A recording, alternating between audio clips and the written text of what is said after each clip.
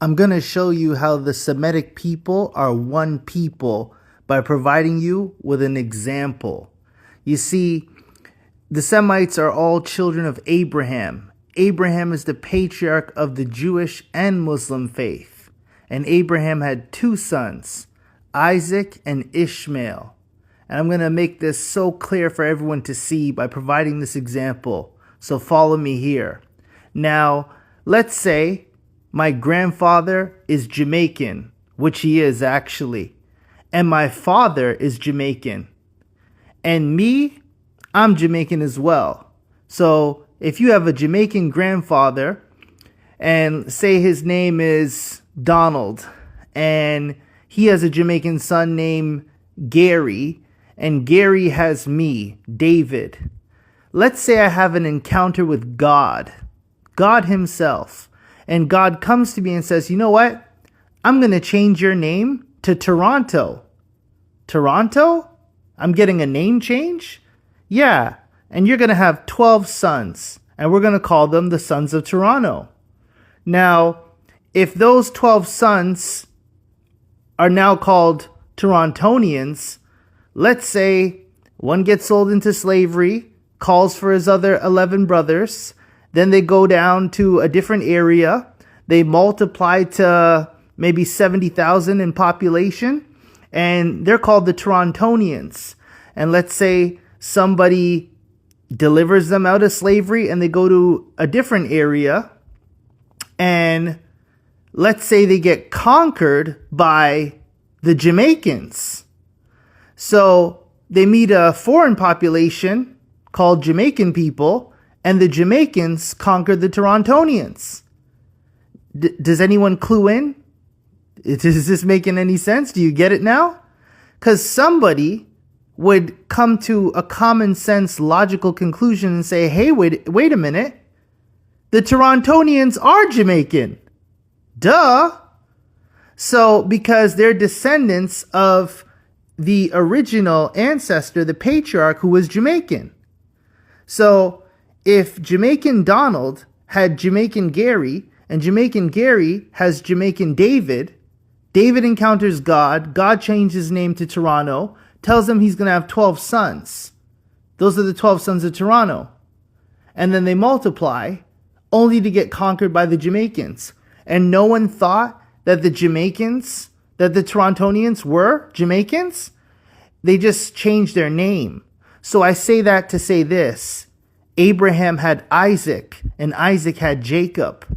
Jacob had an encounter with God. The Bible says he wrestled with God to the breaking of the day.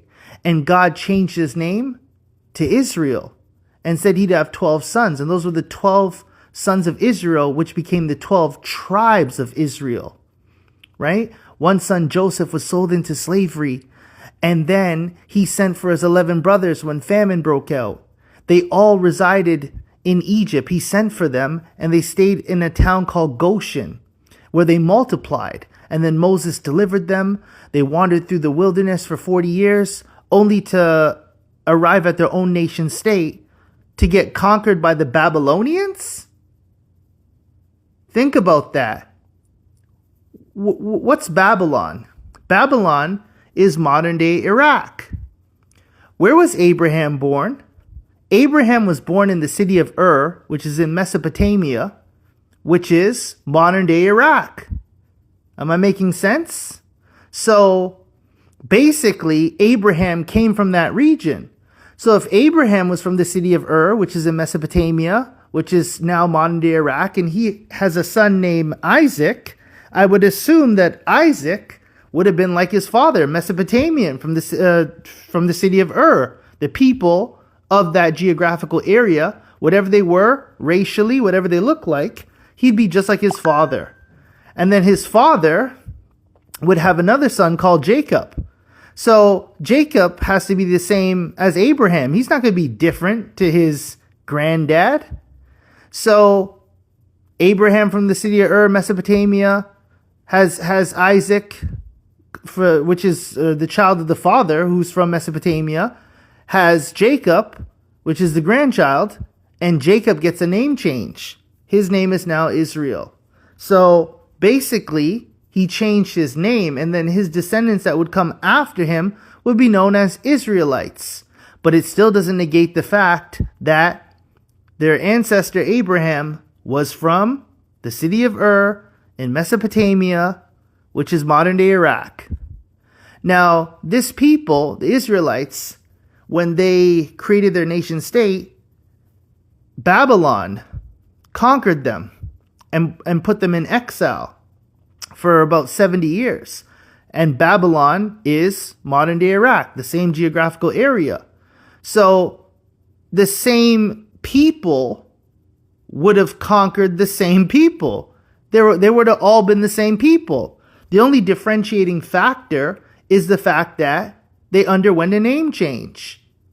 But it still doesn't negate the fact that these are Semitic people from the same geographical location. So does this make more sense, how we are basically all the same in that respect? So, and here's where it gets even more enlightening, to say the least.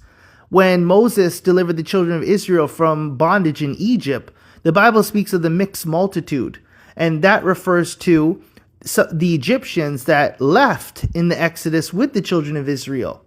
And some of them were from the lower stratum of Egyptian society.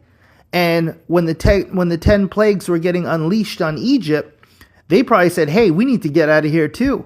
So they left with Moses. So the people that received the commandments from God, when Moses descended down the mountain, down Mount Sinai with the commandments to give, that was the inauguration of the Jewish people. At that point, they became Jewish because they received the oracles of God. They received the laws of God. But who received them? Not only the Hebrews, the former slaves, but also some of the Egyptians.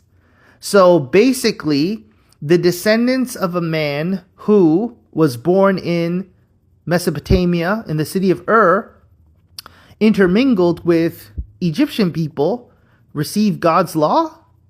Is that how it works? So that particular ethnic group, those particular people from those areas, they became Jews. They received the oracles of God, they received the laws of God, and that formed a people which became a nation, only to get conquered by another set of people who essentially were from the same geographical area as the Patriarch of faith. So, just some food for thought.